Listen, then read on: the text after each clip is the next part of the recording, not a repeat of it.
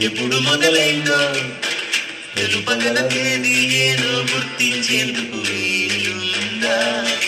ప్రళయం ఎవరి హృదయంలో ఎప్పుడు ఉదయిస్తుందో గమనించే సమయం ఉంటుందా?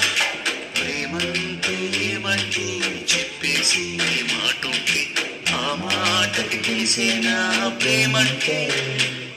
అని చరితలు సైతం చదవని మైనం, కవితలు సైతం పలకని భావం, చదిగమలిరుగని మధురిమ ప్రేమంటే. దరిదాటి ఉరకలు వేసే నదికైనా తెలిసిందా తనలో ఈ ఉరవడి పెంచిన కొలిచిన కేకంటే?